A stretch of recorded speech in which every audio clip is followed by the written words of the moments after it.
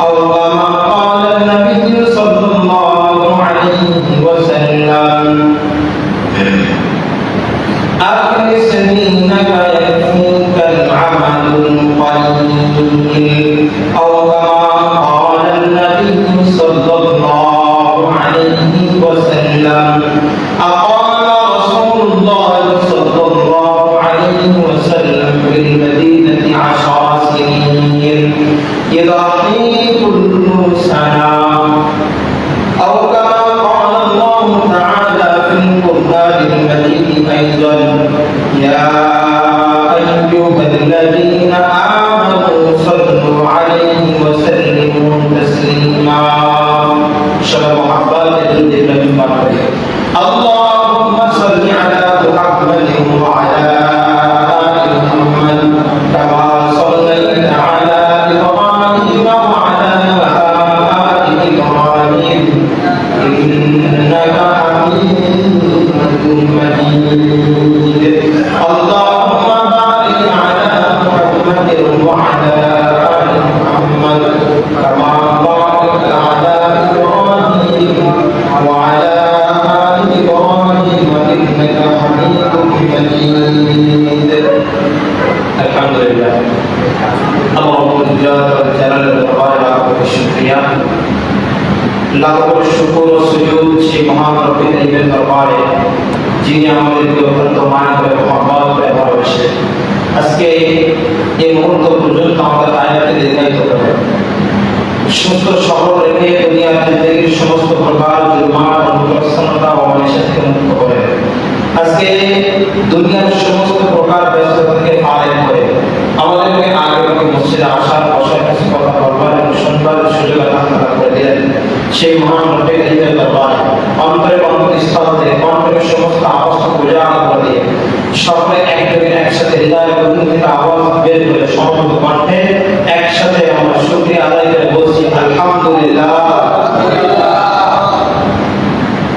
প্রিয় উপস্থিতি, আজকে জিলকাদ মাসের 26 জিলকাদ মাসের 26 তারিখ ঈদুল আজহা 10 জিলহজ্জে অনুষ্ঠিত হয়ে থাকে।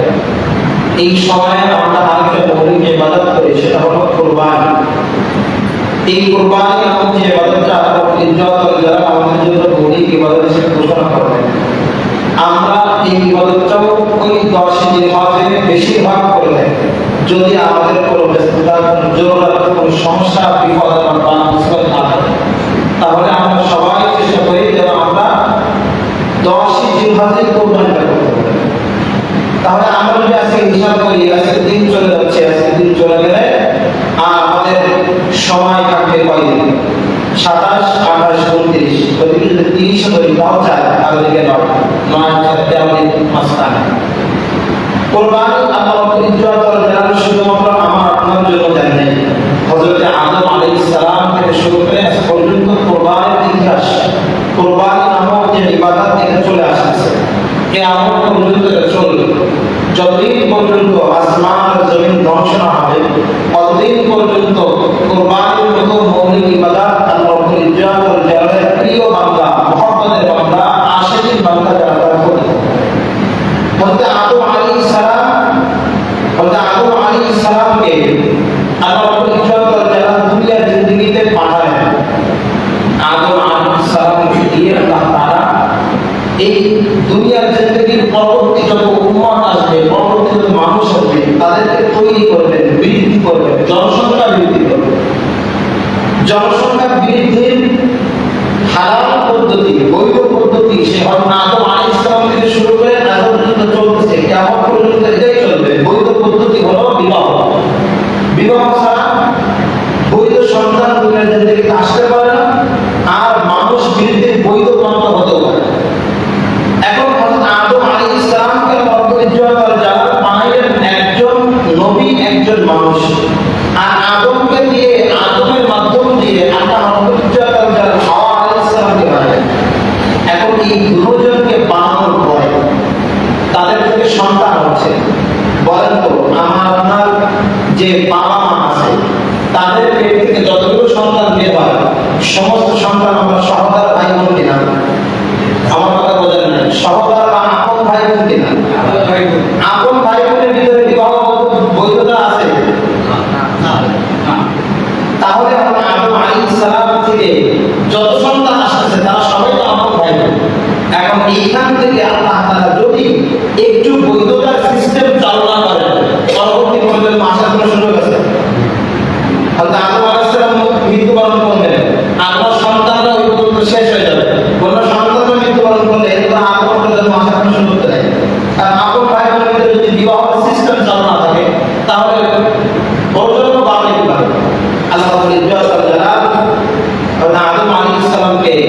নিয়ামত দিলেন। নিয়ামতটা হলো যে এক এক বছরে দুইটা করে সন্তান আল্লাহ তাআলা দিলেন। এক এক বছরে আল্লাহ তাআলা দুইটা করে সন্তান দিতেন তাদের। তো সন্তান দেওয়ার পরে একটা সন্তান ছেলে দিতেন, একটা সন্তান মেয়ে দিতেন। কিছু সময় ধরে নেন 2020 সালে আদম আলাইহিস সালামকে আল্লাহ তাআলা এক জোড়া সন্তান দিয়েছেন, একটা ছেলে একটা মেয়ে। 2021 সালে আল্লাহ তাআলা আদম আলাইহিস সালামকে এক জোড়া সন্তান দিয়েছেন, একটা ছেলে একটা মেয়ে।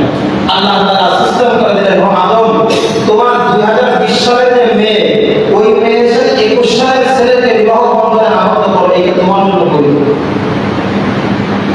আর 21 সালের যে ছেলে, 21 সালের যে মেয়ে আর 20 সালের যে ছেলে, তাদের সাথে সব বিবাহ বন্ধনে আবদ্ধ করে দাও, এটা তাদের জন্য পবিত্র। এভাবে করে তোমাদের প্রজন্ম বৃদ্ধি করতে হবে, নতুবা তোমাদের প্রজন্ম বৃদ্ধি হবে না। আর প্রজন্ম যদি বৃদ্ধি না হয়, তাহলে পরবর্তীতে আমি আল্লাহ রাব্বুল ইজ্জত ওয়াল জালালের নাম নেওয়ার মতো কেউ থাকবে না। এজন্য আল্লাহ রাব্বুল ইজ্জত ওয়াল জালালের এই পবিত্র সিস্টেমকে আল্লাহ রাব্বুল ইজ্জত ওয়াল জালালের প্রথম মানুষ দুনিয়ার যিনি হলেন আদম আলাইহিস সালাম, উনি তার সন্তানদের সামনে বর্ণনা করলেন, বললেন দেখো তোমাদের সামনে এই সিস্টেম চালু করা হয়েছে। আল্লাহ তাআলা প্রকৃতিতে তোমাদের জন্য ফরজ বিধান একটা আল্লাহ তোমাদের জন্য ফরজ করে দিয়েছেন। তো হযরতে আদম আলাইহিস সালামের এক বছরের সন্তানের নাম হলো কাবিল, আর এক বছরের সন্তানের নাম হলো হাবিল। এখন এই হাবিল আর কাবিলের সাথে যে মেয়েটা আসছে, এই মেয়েটা ঠিক হাবিলের সাথে যে মেয়েটা আসছে, মেয়েটা সুন্দরী। আর হাবিল বলতে চায় যে না, আমি আমার সাথে যে মেয়েটা আসছে তাকে বিবাহ করব। ওই পূর্বের মেয়ে, পূর্বের বছরের যে সন্তান, ওই সন্তানটা কালো, তাকে বিবাহ করতে পারবো। আল্লাহ রাব্বুল ইজ্জত ওয়াল জালাল আদম আলাইহিস সালামকে বললেন যে তাদেরকে কুরবানি করতে হবে। আমি সংক্ষেপে ইতিহাস বর্ণনা করতেছি আপনাদের সামনে। আল্লাহ তাআলা তাদেরকে কুরবানি করতে বললেন। আর এই কুরবানি যখন তাদেরকে কুরবানি করতে বলা হলো, তখন তারা তাদের প্রিয় বস্তুগুলো নিয়ে একটা পাহাড়ের উপরে রেখে আসলেন। সেই সময় সিস্টেম ছিল এরকম যে একটা তাদের প্রিয় বস্তু তারা নিয়ে পাহাড়ের চূড়ায় রাখবে। আল্লাহ তাআলা যারটাকে পছন্দ করবেন তারটা আসমান থেকে একটা নূরের আগুন সেটাকে পুড়ায় দেবে, ওইটা কবুল হয়ে যাবে। আর যদি কারোটা পুড়ে না যায়, মানে ভস্ম না হয়ে যায়, শেষ না হয়ে যায়, তাহলে ওইটা কবুল হয় না। পরবর্তীতে উনি কোরআন কি করতেন, যাদেরটা কবুল হয় তারা তওবা করে ফিরে আবারও কি করতেন, সামনে সেখানে পাঠা দিতেন, কুরবানির বস্তু সেখানে আবার পাঠা দিতেন। আল্লাহ তাআলা চাইলে সেটাকে কবুল করে ফেলতেন। আল্লাহ আদম আলাইহিস সালামের দুই সন্তানকে সেটা বলা হলো, তোমরা তোমাদের প্রিয় বস্তুগুলোকে উপস্থিত করো আল্লাহ রাব্বুল ইজ্জত ওয়াল জালালের কাছে। আল্লাহ রাব্বুল ইজ্জত ওয়াল জালাল যার কুরবানিকে পছন্দ করবেন, যার কুরবানি কবুল করবেন, তারটাই হবে বাস্তব সত্য, তারটাকেই গ্রহণযোগ্য হবে। হযরত আদম আলাইহিস সালামের এই ঘোষণা যখন সন্তানদের কান পর্যন্ত পৌঁছায় গেল, সন্তানদের কান পর্যন্ত পৌঁছায় যাওয়ার পরে একজন তার প্রিয় বস্তুকে এখানে দিয়ে আসলেন, পাহাড়ের চূড়ায় রেখে আসলেন খুশি মনে আনন্দ চিত্তে। আর একজন রেখে আসলেন বড় দিনকে কালো করে, মনকে কুৎসিত করে। আল্লাহ রাব্বুল ইজ্জত ওয়াল জালাল যে বান্দাটা খুশি মনে তার কাছে সম্পদকে প্রেরণ করেছেন, কুরবানির বস্তুকে প্রেরণ করেছেন, ওই কুরবানিটাকে আল্লাহ রাব্বুল ইজ্জত ওয়াল জালাল কবুল করে নিলেন। আসমান থেকে নূরের ফোয়ারা এসে সেই সম্পদগুলো, কুরবানির বস্তুটাকে আল্লাহ রাব্বুল ইজ্জত ওয়াল জালাল সেটাকে ভস্ম করে দিলেন, ধ্বংস করে দিলেন। হযরত আদম আলাইহিস সালামের এই কথাকে আল্লাহ রাব্বুল ইজ্জত ওয়াল জালাল কোরআনে কারীমের ৫ নম্বর সূরা সূরা মায়দার ২৭ নম্বর আয়াতের ভিতরে স্পষ্টভাবে ঘোষণা করে বলেন, ওয়াতলু আলাইহিম নাবা আবনাই আদম বিল হাক্কি ইয قربا قربانا فتقبل من أحدهما ولم يتقبل من الآخر قال لأقتلنك قال إنما يتقبل الله من المتقين।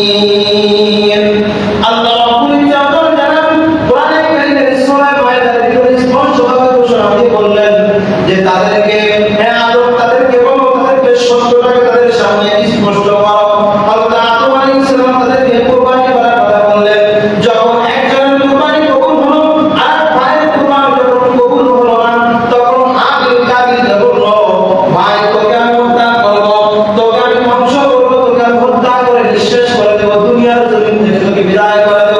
এরপর আমার পছন্দের নারী আমার পছন্দের বোনকে আমাকে বিবাহ করতে হবে।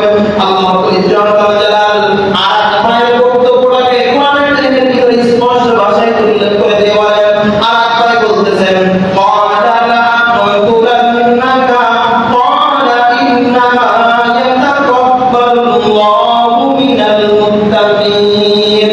আল্লাহ রাব্বুল জালাল অপর ভাইয়ের বক্তব্যটাকে স্পষ্টভাবে কোরআনের কারিমে স্পষ্টভাবে ঘোষণা দিয়ে বলেন, আর ভাইয়ের সাথে সাথে বললেন, ও আমার ভাই রে, তুমি হয়তো হত্যা করার জন্য আমার দিকে হাত বাড়াইতে পারো, খোদার কসম দিয়ে বলি আমি তোমাকে হত্যা করার জন্য তোমার দিকে হাত বাড়াবো না, বরং আমার হাতটাকে আমি গোটায় রাখবো।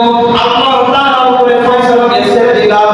আল্লাহ রাব্বুল জালাল যেটা আমার জন্য কল্যাণকর মনে করেন ওটাকে আমি মেনে নিলাম। আল্লাহ রাব্বুল আলামিনের কাছে এই কথাটা অত্যন্ত পছন্দনীয় হলো। আল্লাহ রাব্বুল জালাল বললেন, ইন্নামা ইয়াতাকাব্বালুল্লাহু মিনাল মুত্তাকিন। আল্লাহু আকবার। আল্লাহু আকবার। এই কথাকে কোরআনের কারিমের ভিতরে স্পষ্ট ভাষায় বর্ণনা করে বলতেছেন, ওগো আমার বান্দা, তোমার এই কথাটাকে তোমার এই যে আল্লাহর হুকুমের দিকে তোমার যে মনোবাসনা, তোমার যে মানার যে ভিতরে তৈরি হয়েছে, তুমি আল্লাহর আমি আল্লাহ রাব্বুল ইজ্জতের পর্যায়ের হুকুমকে তুমি যে মেনে নিয়েছো, এটা আমার কাছে বড় পছন্দনীয় হয়ে গেছে। আল্লাহ রাব্বুল জালাল এই আয়াতের ব্যাখ্যায় মুফাসসিররা বর্ণনা করেন, হযরত আদম আলাইহিস সালামের দুই সন্তান, এক ভাই আরেক ভাই হত্যা করে, এবার যখন এক ভাই আরেক ভাই হত্যা করলো শুধুমাত্র নারীর জন্য, নারীর মায়ায়, নারীর মহব্বতে আর নারীর প্রেমে আসক্ত হয়ে এক ভাই আরেক ভাইকে, আপন ভাই ভাইকে হত্যা করলো। দুনিয়ার জমিনে সর্বপ্রথম ফিতনা শুরু হয়েছে নারী দিয়ে, আর সর্বপ্রথম মারামারি কাটাকাটি হত্যা শুরু হয়েছে ভাই ভাইয়ের মধ্যে। চিল্লাবার ঠিক না ভাই? আজকে জমি নষ্ট চলতেছে, বাস্তবতা সত্য নাকি তা? আপন ভাইকে মারতেছে, হত্যা করতেছে, সম্পদের লোভে, নারীর লোভে, ক্ষমতার লোভে। আর দুনিয়ার জমিনের সব থেকে বড় বেশি ঘটনা তৈরি হয় এই নারীদের। আল্লাহ সেটাই একদম প্রথম ফিতনা দিয়ে আল্লাহ আমাদেরকে বুঝাইছেন, তোমরা নারীর থেকে বড় সতর্ক থাকবা, নারীর থেকে বড় সতর্ক থাকবা। এটা বড় ভয়াবহ জিনিস, বড় খারাপ জিনিস। এটা দ্বারা দুনিয়া ধ্বংস হচ্ছে, দুনিয়া আজকে অশান্তির দাবানল চলছে। আল্লাহ রাব্বুল জালালের এই আয়াতের ব্যাখ্যায় মুফাসসিররা বর্ণনা করেন, এক ভাই যখন আরেক ভাই হত্যা করলো, দুনিয়ার জমিনে প্রথম মৃত্যু, প্রথম লাশ, এটাকে কিভাবে দাফন করতে হবে, কিভাবে মাটি দিতে হবে, কবরস্থ করতে হবে, এটা আপনারা এখনো কাউকে শিখায় নাই। এক ভাই আরেক ভাইকে হত্যা করে কাঁধে করে এবার পুরা এলাকার ভিতরে ঘুরতেছে। এক ভাই যখন জীবিত ভাই যখন মৃত ভাইকে কাঁধে করে ঘুরতেছে, এলাকার মানুষ জীবিত ভাইকে ধিক্কার দিয়ে বলতেছে, হাই, একজন মানুষ একজন নারীর জন্য একজন আপন ভাইকে কিভাবে হত্যা করতে পারে? এভাবে ধিক্কার দিতে দীর্ঘদিন পর্যন্ত যখন চলে গেল, ওই জীবিত ভাই যখন দেখলো যে আমি তো ধিক্কার শুনতে শুনতে শেষ হয়ে গেলাম, সমাজের ভিতরে খারাপ মানুষে রূপান্তরিত হয়ে গেলাম, সমাজের সমস্ত মানুষগুলো আমাকে আমার দিকে খারাপ নজর দিয়ে কুদৃষ্টিতে তাকাচ্ছে। হযরত আদম আলাইহিস সালামের দুই সন্তানের ব্যাপারে, এই দুই সন্তানের ব্যাপারে মুফাসসিররা বর্ণনা করেন, জীবিত ভাই কিছুদিন পর দেখলেন একটা কাক আরেকটা কাককে বের ফেলে সুন্দর করে ঠোঁট দিয়ে মাটি পুড়ে পুড়ে ওই কাকটাকে, মৃত কাকটাকে ওই জমিনের ভিতরে দাফন করে দিয়েছে, আবার সুন্দর করে মাটিতে ঢেকে দিচ্ছে। এবার ওই ভাই বলতেছে যে আমার মেধার ভিতরে, আমার মাথার ভিতরে, মগজের ভিতরে কাকের মতো কি বুদ্ধি নাই? একটা কাক আরেকটা কাককে হত্যা করে মেরে ফেলে কত সুন্দর করে দাফন করে, কিন্তু আমি আমার ভাইকে হত্যা করে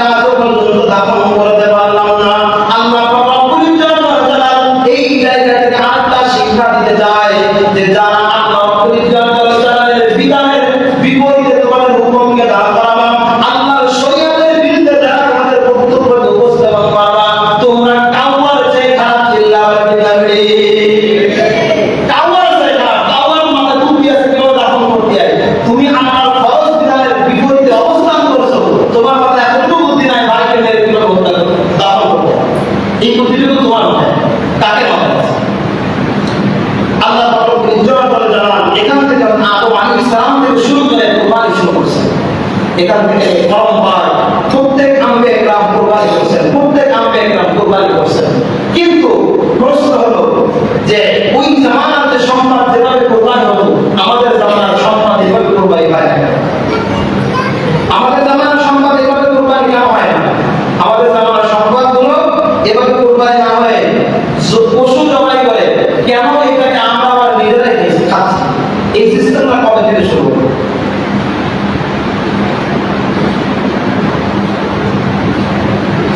হযরত ইব্রাহিম আলাইহিস সালামের ইতিহাস সেই আমাদের 500 বছর আগে থেকে শুরু করেছে, এখনো শেষ করতে পারেনি। হযরত ইব্রাহিম আলাইহিস সালামের জীবনে যে কুরবানি, এই কুরবানির কথা বলে শেষ করা সম্ভব না। হযরত ইব্রাহিম আলাইহিস সালাম বাইতুল্লাহ পুনর্নির্মাণ করলেন ইসমাঈল আলাইহিস সালামের সাথে নিয়ে। হযরত ইব্রাহিম আলাইহিস সালামের প্রথম জীবন থেকে নিয়ে পরীক্ষা দিতে দিতে ইব্রাহিম আলাইহিস সালাম কবরের দিকে চলে গেছেন। পরীক্ষা, প্রত্যেকটা পরীক্ষায় ইব্রাহিম আলাইহিস সালাম ফার্স্ট ডিভিশনে চূড়ান্ত সফলতায় উত্তীর্ণ হয়েছেন আল্লাহ রাব্বুল ইজ্জতুল জালালের কাছে। এজন্য আল্লাহ রাব্বুল ইজ্জতুল জালাল তাকে উপাধি দিয়েছেন খলিলুল্লাহ। জিল্লাহ সুবহানাল্লাহ, খলিলুল্লাহ উপাধি দিয়েছেন। ইব্রাহিম আমার বন্ধু, ইব্রাহিম আমার। হযরত ইব্রাহিম আলাইহিস সালাম আল্লাহ রাব্বুল ইজ্জতুল জালাল ওনার শেষ বয়স, অন্তিম বয়স এসে গেছে, এরপরও একটা সন্তান হয় নাই। আল্লাহ রাব্বুল ইজ্জতুল জালালের কাছে অত্যন্ত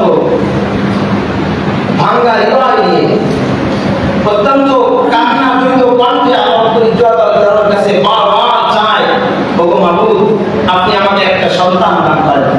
রব্বি হাবলি মিনাস সালিহিন, রব্বি হাবলি মিনাস সালিহিন, ওগো আপনি আমাকে একটা নেক সন্তান দেন। আল্লাহ রাব্বুল ইজ্জতুল জালাল সুসংবাদ শোনালেন যে তোমাকে একটা ধৈর্যশীল একটা সন্তান তোমাকে দেওয়া হবে। ফাবাশশারনাহু বিগুলামিন হালিম, তোমাকে একটা ধৈর্যশীল সন্তানের সুসংবাদ তোমাকে শোনানো হলো।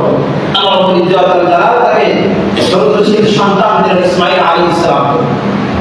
দীর্ঘদিন পর্যন্ত বয়স হয়ে গেছে 90-80 বছর বয়সে ইব্রাহিম আলাইহিস সালাম একজন সন্তানের বাবা হলেন। বলেন তো এই সন্তানের প্রতি কি পরিমাণ মায়া হওয়া। বর্তমান জামানায় আমরা যারা দেখতে পাই যে বিবাহ হয়ে গেছে 5 বছর 10 বছর হয়ে গেছে, সন্তান হয় না, অনেক ট্রিটমেন্ট, অনেক চাওয়ার পরে, অনেক চিকিৎসা করার পরে, অনেক প্রতিকূলতার পরে যে আল্লাহ তাআলা যখন একটা সন্তান দেয়, ওই সন্তানের উপরে কি পরিমাণ মায়া হয় বলেন। দুনিয়া আরেক দিকে আর ওই সন্তান আরেক দিকে থাকে, পুরা দুনিয়ার মহব্বত একদিকে থাকে আর ওই সন্তানের মহব্বত আরেক দিকে থাকে। বরং সময় এটা যদি করি তাহলে তো হবে না, দুইটা দাবি পাল্লার, দুইটা পাল্লার উপরে পুরা দুনিয়ার মহব্বতকে এক পাশে রাখলে আর ওই 12 বছর পরে এসে যে সন্তান হয়েছে, ওই সন্তানকে 8 বছর ধরে রাখা হয়, সন্তানের পাল্লাটা কোথায় মহব্বত দিক থেকে ভারী হয়ে যায়। কিন্তু হযরত ইব্রাহিম আলাইহিস সালাম কিন্তু 10-12 বছর পরে সন্তান দেন। বাদুকে যে আল্লাহ তাআলা সন্তান দিয়েছেন 80-90 বছর বয়সে। আল্লাহ রাব্বুল ইজ্জতুল জালাল তখন সন্তান দিয়ে বলতেছেন, ও ইব্রাহিম, সন্তান পেয়েছো, সন্তুষ্ট হয়েছো, খুশি হয়েছো, এত খুশি হওয়ার দরকার নেই, সন্তানকে তো তোমাকে পরীক্ষা দেওয়া হবে। আল্লাহ রাব্বুল ইজ্জতুল জালাল হযরত ইব্রাহিম আলাইহিস সালামকে ঘোষণা দিলেন যে তুমি তোমার সন্তানকে জনমানবহীন শূন্য এলাকা মক্কা মদিনা, সেখানে তোমার সন্তান ইসমাঈলকে এবং তোমার স্ত্রী হাজারকে ওই জায়গার ভিতরে রেখে আসো, ওই জায়গার ভিতরে দরবাসে দিয়ে চলে আসো। হযরত ইব্রাহিম আলাইহিস সালাম দিলকে একটু পরিমাণও দিলকে ভাঙেন নাই, দিলের ভিতরে সামান্য পরিমাণ ত্রুটি, সামান্য পরিমাণ কষ্টকে অনুভব করেন নাই। আল্লাহ রাব্বুল ইজ্জতুল জালালের এই হুকুমকে সাথে সাথে মেনে নিয়ে, আদেশের সাথে সাথে মেনে নিয়ে হযরত ইব্রাহিম আলাইহিস সালাম তার পরিবার টুকরা সন্তান ইসমাঈল আলাইহিস সালামকে সাথে নিয়ে আর বিবি হাজারকে সাথে নিয়ে মক্কা থেকে রওনা হলেন। মক্কার দিকে রওনা হয়ে এবার ওখানে জনমানব শূন্য এলাকায় তাকে রেখে যখন চলে আসতেছেন, বিবি পিছন দিয়ে ডাকতে বলতেছেন, ও আমার স্বামী রে, আপনার কাছে প্রশ্ন একটা, এই প্রশ্নের উত্তর যদি আপনি সঠিকভাবে দিতে পারেন আমার কোনো আফসোস নাই, কোনো চাওয়া পাওয়া কোনো কিছু নাই। আপনি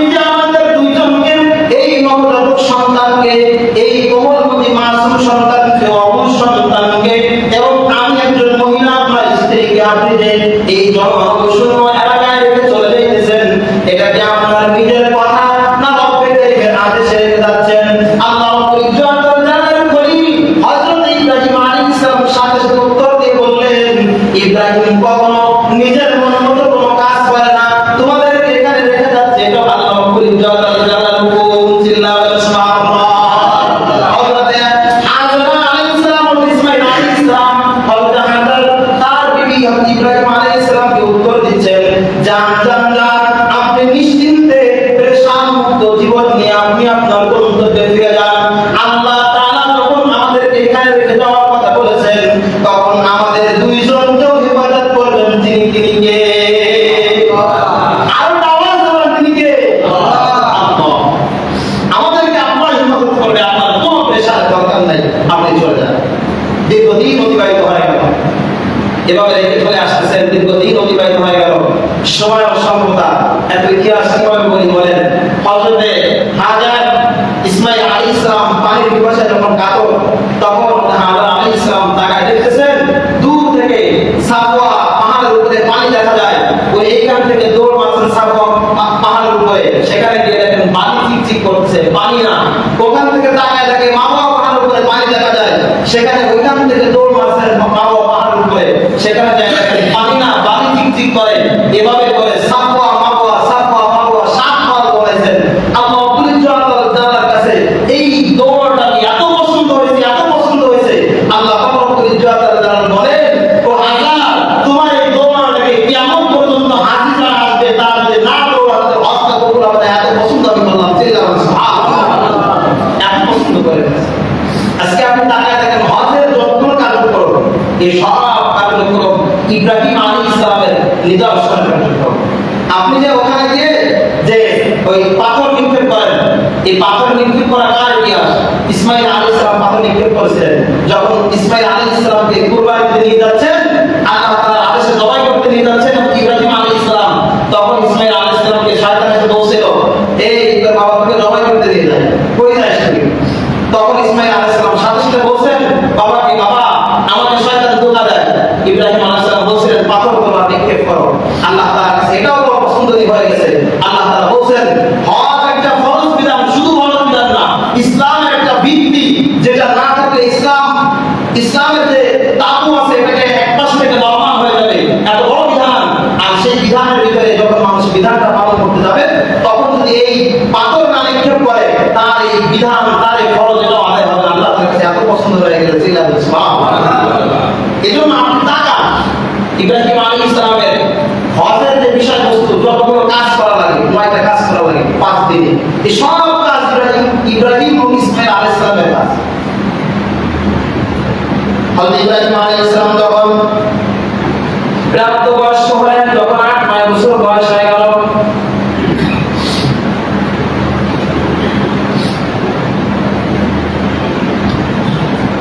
আল্লাহ রাব্বুল ইজ্জত যখন ইব্রাহিম আলাইহিস সালামকে 8-9 বছর 10 বছর বয়স যখন উপনীত করলেন, তখন হযরত ইব্রাহিম আলাইহিস সালামকে আল্লাহ রাব্বুল ইজ্জত স্বপ্নের ভিতরে দেখাচ্ছেন যে তোমার প্রিয় বস্তুকে তুমি আমি আল্লাহর রাস্তায় কুরবানি করো। ইব্রাহিম আলাইহিস সালাম অনেক কিছু কুরবানি করতেছেন, উট কুরবানি করেন, দুম্বা কুরবানি করেন, কিন্তু কোনটাতেই কুরবানি কবুল হয় না। হযরত ইব্রাহিম আলাইহিস সালাম পরিষ্কার বুঝে বললেন যে আমার কাছে সবথেকে বড় প্রিয় বস্তু হলো আমার কলিজার টুকরা সন্তান ইসমাঈল। আল্লাহ তাআলা হয়তো ইসমাঈলকে আমার কাছ থেকে কুরবানি চাচ্ছেন, এতো আমার আপত্তি নাই। আল্লাহ রাব্বুল ইজ্জত তার খুশির জন্য যাকে চাবে তাকে দিয়ে দেব। এটাই হলো আমি ইব্রাহিম খলিলুল্লাহর কাজ। সুবহানাল্লাহ। হযরত ইব্রাহিম আলাইহিস সালাম যখন এই স্বপ্ন দেখছেন, স্বপ্ন দেখার পরে শাম থেকে শুরু করে নিয়ে আবার মক্কার ভিতরে উপস্থিত হয়েছেন। যাই দেখেন মক্কার ভিতরে যাই দেখেন, যখন হাজারকে এবং ইসমাঈলকে রেখে গেছিলাম, তখন এই জায়গাটা জনমানব শূন্যহীন একটা জায়গা ছিল, জনমানব শূন্য একটা জায়গা ছিল। সেই জায়গায় কোনো বসতি ছিল না, কোনো মানুষজন ছিল না। আজকে এই জায়গার ভিতরে একটা বাজারে রূপান্তরিত হয়েছে।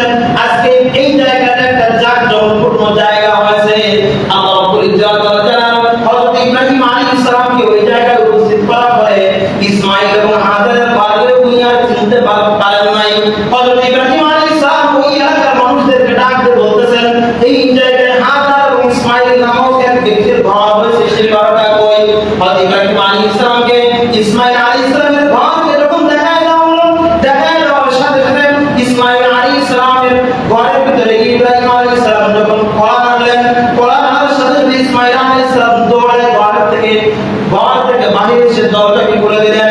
দরজাকে খুলে দিয়ে দেখেন আমার মা দীর্ঘ এই যে 8 থেকে 10 বছর পর্যন্ত একটা জামার মহব্বতে একটা জামা ঘরের ভিতরে টানানো ছিল। সেই জামাটা প্রতিনিয়ত সেই জামার ঘ্রাণটা আমার মা হইতেন, ওই জামা ধরে ধরে কান্নাকাটি করতেন। ঠিক তেমন একটা জামা পরিধান করা একটা লোক আমার ঘরের সামনে উপস্থিত হয়ে গেছে। ইসমাইল আলাইহিস সালাম দৌড় দিয়ে মা হাজারের কাছে চলে গেছে, যাই বলতেছে ওগো আমার মা, আপনি যেমন জামা পরে প্রতিনিয়ত মহব্বত করেন, ভালোবাসেন, কান্নাকাটি করেন, এমন একটা জামা পরিধান করা একটা লোক দরজার সামনে এসে আমাকে ডাকতেছে। বলেন তো এই লোকটা কে হতে পারে? আমি তার কাছে যাব কিনা আপনি বলেন। হাজার বলতেছে ভিতর থেকে, ওগো ইসমাইল, এটা আর কেউ না, তোমার জন্মদাতা পিতা ইব্রাহিম। চিল্লায়া বলেন সুবহানাল্লাহ। ভাই একটু সামনে আগে আসেন। ওই দরজার কাছে যারা বসছেন প্রত্যেকের কাছে হাত পা, মানে প্রত্যেকের পায়ে একটা হাত লাগায় বলবো সামনে আগে আসেন। ওখান থেকে পুরো জায়গাটা খালি করে দেন। কারণ ওইখানে যারা বসছেন প্রায় 2-1 বাজে সবাই দাঁড়িয়ে থাকা মরে গেছে। আপনাদের ঘাড়ের উপর যদি একটা যুবক ডিঙ্গায় আসে, বলে তো আমার খারাপ লাগবে, আমার তুমি এর বাড়ি করে সামনে আগে আসেন। এই জায়গাগুলো থেকে এখন ফাঁকা, তুমি এর বাড়ি সামনে আগে আসেন। দরজাটাকে ফুল ছাড়িয়ে দেন। হযরত ইব্রাহিম আলাইহিস সালাম যখন তার সন্তানকে ইসমাইল আলাইহিস সালাম যখন ইব্রাহিম আলাইহিস সালামের কাছে এসে যখন বাবা বলে ডাক দিলেন, দেওয়ার সাথে সাথে ইব্রাহিম আলাইহিস সালাম বলতেছেন, ওগো বাবা, ওগো সন্তান, ওগো আমার পরিচয় টুকরা সন্তান, তুমি শোনো, আল্লাহ জালালের হুকুম অনুযায়ী, আদেশ অনুযায়ী তোমাকে আমি নিয়ে মিনাতে রওনা হব। সুতরাং তোমাকে নিয়ে ঘরে ঢোকার মতো সময় আমার কাছে নাই, তোমাকে আদর করার মতো সময় আমার কাছে নাই। সুতরাং তুমি জলদি চলো, তোমাকে সাথে নিয়ে আল্লাহ জালালের হুকুম মোতাবেক আমি মিনার দিকে রওনা হব। আল্লাহ রব্বুল আলামিন এই কথাই কোরআনে কারীমের সূরা সাফফাতের 120 থেকে 102 থেকে 111 নম্বর আয়াত, এতগুলো আয়াত আল্লাহ রব্বুল জালাল এই কথাগুলো স্পষ্টভাবে তুলে ধরেছেন। আল্লাহ রব্বুল জালাল বলেন, ফালাম্মা বালাগা মা'হুস সা'য়া ক্বালা ইয়া বুনাইয়া ইন্নী আরা ফিল মানাম আন্নী আযবাহুকা ফানজুর মাযা তারা। হযরত ইব্রাহিম আলাইহিস সালাম ইসমাইল আলাইহিস সালামকে সাথে নিয়ে যখন রওনা হয়েছেন হওয়ার সাথে সাথে আল্লাহ রব্বুল জালালের এই হুকুমটাকে ইব্রাহিম আলাইহিস সালাম মনে প্রাণে মেনে নিয়েছেন। কিন্তু তার সন্তানের কি অভিমত, এই অভিমতটা জানার জন্য হযরত ইব্রাহিম আলাইহিস সালাম তার পরিচয় টুকরা সন্তানের কাছে তার স্বপ্নের অভিমতটাকে ব্যক্ত করতেছেন, তার স্বপ্নের কথাকে ইসমাইল আলাইহিস সালামের কাছে বলতেছেন, বলে তার বক্তব্যটাকে শোনার একটু চেষ্টা করতেছেন। এজন্য আল্লাহ রব্বুল জালাল এই কথাটাকে কোরআনে কারীমের ভিতরে সুন্দরভাবে স্পষ্টভাবে ঘোষণা করে বলেন যে যখন সন্তানকে ডাক দিয়ে বলতেছেন, ক্বালা ইয়া বুনাইয়া ইন্নী আরা ফিল মানামি আন্নী আযবাহুকা ফানজুর মাযা তারা। আল্লাহ রব্বুল জালাল কোরআনে কারীমের ভিতরে বলেন যে তার সন্তানকে ইব্রাহিম বলতেছেন, ও আমার সন্তান, আমি স্বপ্নে দেখেছি যে আমি তোমাকে জবাই করতেছি আল্লাহ তাআলার আদেশে। এই ব্যাপারে তোমার মন্তব্য কি, তোমার বক্তব্য কি, তোমার অভিমত কি? হযরত ইসমাইল আলাইহিস সালামকে যখন আল্লাহ তাআলা ইব্রাহিম আলাইহিস সালামের কাছে পাঠাবেন, তার আগেই আল্লাহ রব্বুল জালাল ঘোষণা দিয়েছেন, ফাবাশশারনাহু বিগুলামিন হালিম। ও ইব্রাহিম, আমি তোমার কাছে তোমার জন্য একটা ধৈর্যশীল সন্তান তোমাকে দেব। শুধু ধৈর্যশীল সন্তান না, ইসমাইলের মনের ভিতরে নবী ভাব। কেননা ইসমাইল আলাইহিস সালাম পরবর্তীতে নবী হবেন, শুধু নবী হবেন না, ইসমাইল আলাইহিস সালামের ওই বংশের ভিতরে একজন আসবেন, যিনি হলেন হযরত মুহাম্মদ সাল্লাল্লাহু আলাইহি ওয়াসাল্লাম। সাল্লাল্লাহু আলাইহি ওয়াসাল্লাম, আওয়াজ বলেন সাল্লাল্লাহু আলাইহি ওয়াসাল্লাম। আল্লাহ রব্বুল জালাল এই ইসমাইলের মনের ভিতরে তো নবী ভাব ঢুকায় দিয়েছেন। তখন কি হযরত ইব্রাহিম আলাইহিস সালাম বলেন, ক্বালা ইয়া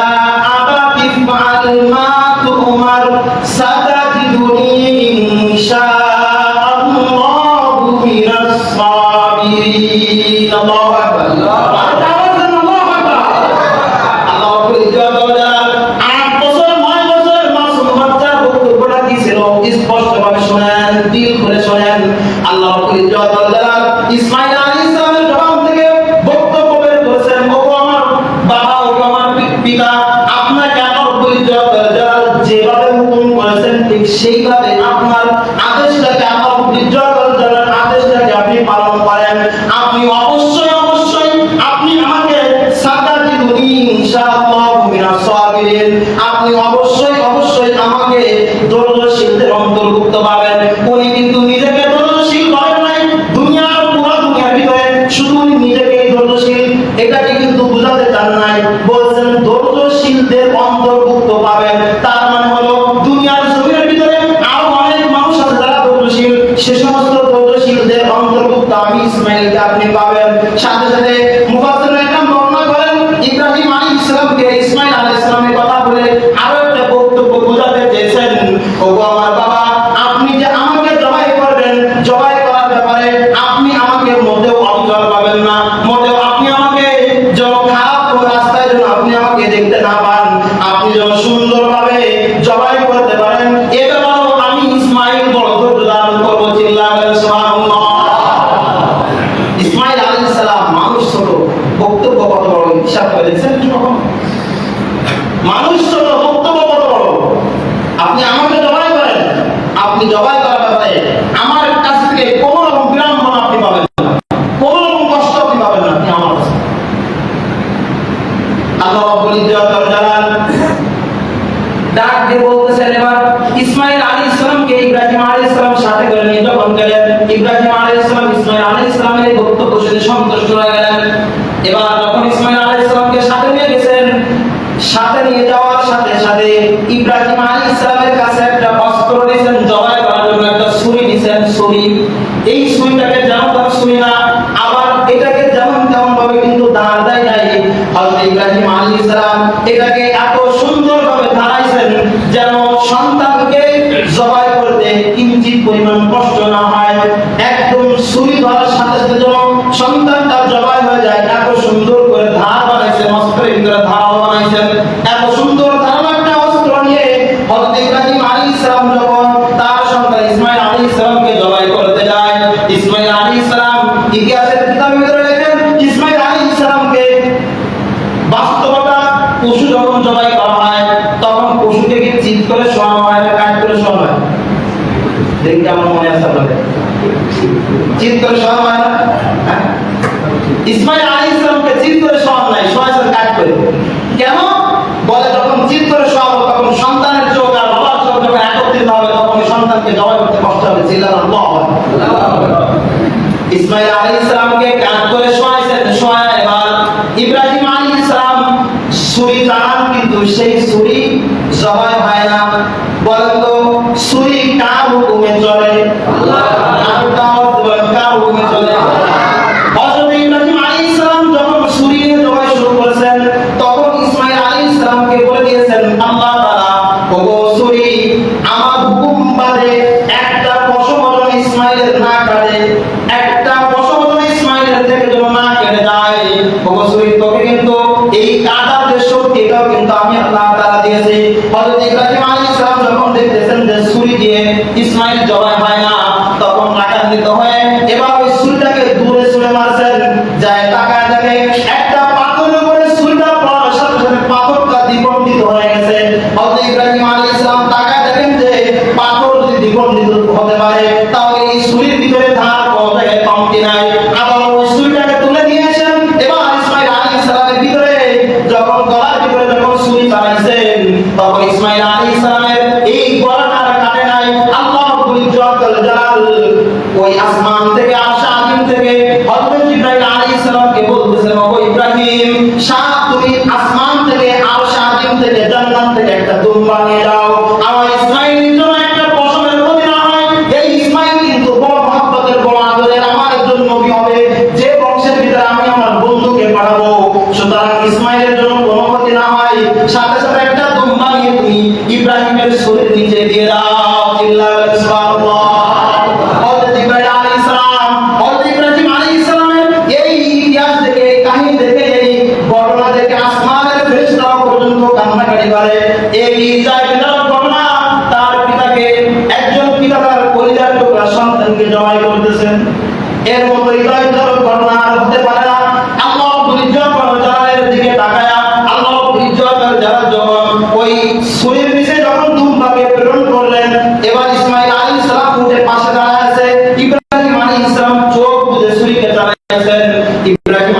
সালাম দেখলেন যে রক্ত ফিনকি দিয়ে তার শরীরের ভিতরে লেগে গেছে। হযরত ইব্রাহিম আলাইহিস সালাম এবার যখন চোখ বুজা অবস্থায় উনি বলতেছেন আল্লাহু আকবার ওয়ালিল্লাহিল হামদ, চিল্লায় আল্লাহু আকবার। আল্লাহ রব্বুল জালালের এই আদেশকে উনি মনে করতেছেন যে ইসমাঈল হয়তো জবান হয়ে গেছে। আল্লাহ রব্বুল জালাল আমার কাছ থেকে যে পরীক্ষা নিতে চেয়েছিলেন এই পরীক্ষায় হয়তো আমি উত্তীর্ণ হয়ে গেছি।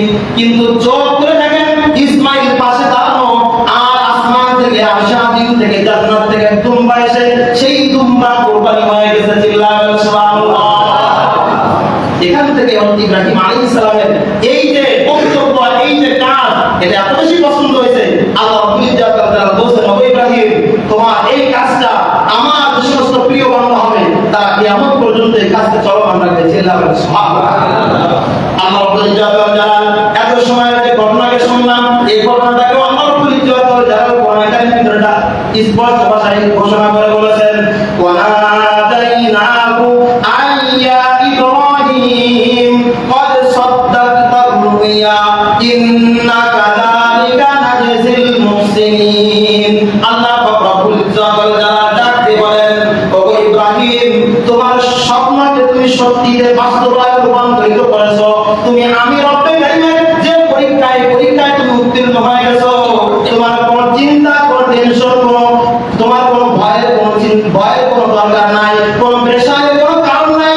আমি রব্বুল কারীম তোমার কাছ থেকে দেখতে চেয়েছি লা ইয়ানালুল্লাহু দুহুমুহা ওয়ালা দিমাউহা ওয়ালাকিন ইয়ানালুহু তাকওয়া মিনকুম। আল্লাহ রাব্বুল জালাল বলেন আমি তোমার কাছ থেকে তোমার কলিজার টুকরা সন্তান ইসমাঈলকে কুরবানি দিতে চাই নাই। আমি তোমার কাছ থেকে কুরবানি দিতে চেয়েছি তোমার তাকওয়াকে। আমি তোমার কাছ থেকে কুরবানি দিতে চেয়েছি তোমার মনের অবস্থাকে। তো আমি তোমার কাছ থেকে কুরবানি দিতে চেয়েছি আমি আল্লাহ রাব্বুল জালালের হুকুম তুমি কি পরিমাণ মানতে পারো, আর কি পরিমাণ মুহাব্বত নিয়ে আমি রব্বুল কারীমের রাস্তায় তুমি কুরবানি করো। তোমার কি পরিমাণ পশু, কি পরিমাণ তোমার এই কুরবানি প্রতি কি পরিমাণ মুহাব্বত আর ভালোবাসা তোমার অন্তরের ভিতরে আছে, এটা আমি আল্লাহ রাব্বুল জালাল দেখতে চেয়েছি। এজন্য আল্লাহ রাব্বুল জালাল কোরআনে কারিমে ডাকতে বলেন লা ইয়ানালুল্লাহু দুহুমুহা ওয়ালা দিমাউহা ওয়ালাকিন ইয়ানালুহু তাকওয়া মিনকুম। আমি তোমাদের কুরবানির পশুর গোশত নিই না, আমি তোমাদের কুরবানির পশুর হাড্ডি, মাংস, রক্ত এগুলো কোনো কিছু আমি আল্লাহ রাব্বুল জালালের কাছে পৌঁছাই না। আমি আল্লাহ রাব্বুল জালালের কাছে যেটা পৌঁছাই সেটা হলো তাকওয়া। আর কুরবানি করার ক্ষেত্রে এই তাকওয়া তোমার ভিতরে কতটুকু আছে আমি এটাই দেখতে চাই। এজন্য কুরবানির সবথেকে বড় শিক্ষা হলো তাকওয়া দিয়ে কুরবানি করা, ভয় আর ভীতি কুরবানি করা। গতকালকে একটা ঘটনা শুনতেছিলাম, বড় আশ্চর্য ঘটনা। আপনারা কি শুনবেন নাকি? বলেন। এক শুক্রবারের ঘটনা শুনতেছিলাম। আমাদের গ্রামময় ভাই, আম মানুষ, সাধারণ মানুষ, এক ভাইয়ের কাছে টাকা আছে 50,000 টাকা সুদে। প্রত্যেক বছরে 12,000 টাকা তাকে লাভ দিতে হবে, 50,000 টাকা লাভ। এখন উনি এই গত বছরের কুরবানি আগে তার কাছ থেকে টাকা নিয়েছে, এখন তাকে টাকা দিতে হবে। আমার কাছে বলতেছে ভাই আমাকে একটু উপকার করা যায় কিনা। আমি বলতেছি কি উপকার ভাই?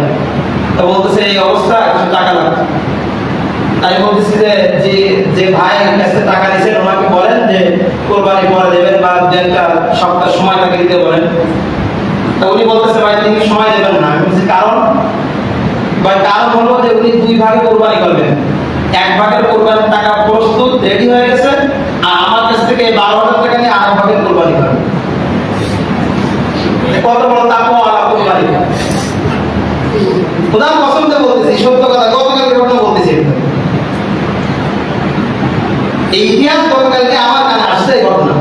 কত বড় তাকওয়া কুরবানি আমাদের, যে 2 ভাগে কুরবানি করবে। এক ভাগে সুদের টাকা নিয়ে তাই সেই লাভ দিয়ে তিনি কুরবানি করবে। আল্লাহ রাব্বুল জালাল ওর কুরবানি ইব্রাহিম আলাইহিস সালাম থেকে বেশি কুরবানি কবুল করবেন। জিন্দাবাদ ঠিক না? ইব্রাহিম আলাইহিস সালামের কুরবানি এর থেকেও বেশি কুরবানি কবুল করবে না। আল্লাহ রাব্বুল জালাল ইব্রাহিম আলাইহিস সালামের থেকে যে কুরবানি নেন, এই কুরবানি শিক্ষার ভিতরে একটা শিক্ষা হলো তাকওয়ার সাথে কুরবানি করা, হালাল সম্পদে কুরবানি করা, প্রিয় বস্তু দিয়ে আল্লাহ রাব্বুল জালালের কাছে কুরবানি করা। আল্লাহ রাব্বুল জালাল ইব্রাহিম আলাইহিস সালামকে কুরবানি দিয়ে আরেকটা শিক্ষা দিয়েছেন। কি শিক্ষা জানেন? যে ইসলাম আর দ্বীন আর আল্লাহর জন্য যদি নিজের সন্তান না নিজের কুরবানি করতে হয়, নিজেকেও যদি নিজের বুকের তাজা রক্ত যদি ফিনকিতে ফেলতে হয় জমিনে, তাও ফেলতে প্রস্তুত থাকবা, কিন্তু ইসলাম আর দ্বীনকে কখনো মিটে দিবা না। ছিল আমার ঠিক না? আজকে বাংলাদেশের পার্শ্ববর্তী আমাদের বন্ধু রাষ্ট্র ভারত, সেখানে দীর্ঘদিন পর্যন্ত যে আমাদের বিজেপি সরকার ছিল, মমতা ব্যানার্জি ছিল, উনি দীর্ঘদিন পর্যন্ত ওখানে মমতা ব্যানার্জি যখন ক্ষমতায় ছিল তখন মুসলমানদের উপর এত নির্যাতন আর নিষ্পৃষ্ট হননি। এখন একজন আসছেন তিনি বিজেপি সরকার, এটা সত্য না মিথ্যা? এই বিজেপি সরকার আসার পরে গতকালকে নোটিশ দেখতেছিলাম যে কুরবানি নিষিদ্ধ হয়ে গেছে। কুরবানি করাটা নিষিদ্ধ হয়ে গেছে। ভাই সময় একটু বেশি কষ্ট হচ্ছে না তোমরা? প্রত্যেক জমায় তো নিয়ে না, একটু বেশি নিয়ে না, হ্যাঁ। বিজেপি সরকারের তিনি আসছেন, নোটিশ আসছে হাইকোর্ট থেকে যে কুরবানি করা যাবে না ভারতের ভিতরে। বারবার বিভিন্ন সংবাদ দেখতেছি মুসলমানের সন্তানদেরকে, মুসলমান ঘরের মেয়েদেরকে ঘর থেকে উঠায় নিয়ে দল বেঁধে বেঁধে 2 দিন 5 দিন ধরে ধর্ষণ করতেছে। মুসলমানের মসজিদগুলোকে ভেঙে ভেঙে খোলা করে দিচ্ছে, মুসলমানদের ঘর বাড়িগুলোকে ধ্বংস করে দিচ্ছে, মুসলমানের ব্যবসা বাণিজ্যগুলোকে ধ্বংস করে দিচ্ছে। মানুষ এগুলো দেখে যখন আমরা স্তব্ধ হয়েছি, আমরা যখন চুপ রয়েছি, তখন এগুলোকে মনে হয় না আমরা ইব্রাহিমের বংশের সন্তান মনে হয় না। কিন্তু ইব্রাহিম আলাইহিস সালাম এটা আমাদেরকে স্পষ্ট শিক্ষা দিয়ে গেছে, আল্লাহ অপরিচিত জালালের দ্বীন আর ইসলামকে হেফাজত করার জন্য নিজের সন্তানকে যদি ছুঁড়ে নিতে দিতে হয়, নিজের সন্তানকে যদি এতিম করতে হয়, নিজের স্ত্রীকে যদি বিধবা করতে হয়, খোদার কসম করে নিজের বুকের টাকা রক্ত যদি ফিনকিতে ঢালতে হয়, এরপর ঢালবো, কিন্তু ইসলাম আর দ্বীনকে মিটাতে দেব না। যারা ইসলাম আর দ্বীনকে মিটানোর জন্য ষড়যন্ত্র করবে, যারা মসজিদকে ধ্বংস করার জন্য ষড়যন্ত্র করবে, আমরা ইব্রাহিমের সন্তান হই, তাদেরকে উঠে চিল্লাবার ঠিক আছে। আজকে সারা দেশের ভিতরে বিক্ষোভ সমাবেশ, সারা দেশের ভিতরে বিক্ষোভ সমাবেশ চলতেছে। আমাদের সাতক্ষীরা তো হবে ইনশাআল্লাহ, নিউ মার্কেট মোড়, এরপর আসে সাতক্ষীরা রাজ্জাক পার্কের ভিতরে অনুষ্ঠিত হবে। এই বাকি আমাদের পরে ইনশাআল্লাহ। আমি প্রত্যেককে দেখতে চাই, আমি আর আপনি হয়তো সেখানে গিয়ে যুদ্ধ করতে পারবো না, সেখানে গিয়ে হয়তো কোনো কিছু করতে পারবো না, এই সত্যি তো আমাদের নাই, কিন্তু আমরা তো অন্তত তাদের পক্ষে দাঁড়ায়, যারা এই কাজগুলো করতেছে তাদের বিপক্ষে দাঁড়ায় নিন্দা জানাই দেবো, নিন্দা জানাই না। এই জন্য ভাই মেহরবানি করে বহু ঘুমাইছেন আর ঘুমায় না, সামনের দিন অত্যন্ত খারাপ দিন আসতেছে। এই ভারতের পরেই তো আমাদের দেশ, ওরা যদি হামলা করে কেউ টিকতে পারবেন? আছে ক্ষমতা আমাদের? আছে দেশের ক্ষমতা? নাই। ওরা যদি এটাকে দখল করে নেয়, এর পরবর্তীতে আমাদের ওইরকম অবস্থা হবে, কুরবানির করা লাগে। এজন্য ভাই মেহরবানি করে প্রত্যেক সুরত আহ্বান, যে যেভাবে ওলামা একরাম যখন ডাকে দ্বীন আর ইসলামকে হেফাজত করার জন্য, তখন সেভাবে আমরা ডাকে সাড়া দিব। আল্লাহ আমাদের কুরবানি কবুল করেন, কুরবানিকে তাকওয়ার সাথে করার তৌফিক দান করেন, ইখলাসের সাথে কুরবানি করার তৌফিক দান করেন। আল্লাহুম্মা আমিন। যারা সুন্নাত করে